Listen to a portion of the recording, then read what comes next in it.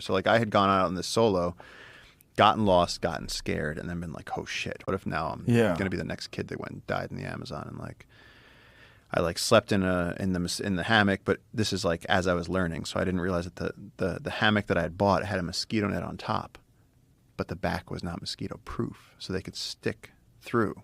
So my back was being destroyed by mosquitoes as I'm trying to sleep.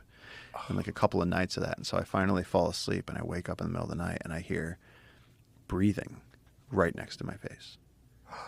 And I like wanted to turn my headlamp on and I just hear like right here. Like I could feel her breath. And I was like 6 inches away from a jaguar's face. And she just like, and then left. And she just came in. She wanted to see what that was. She was like, you're not going to move.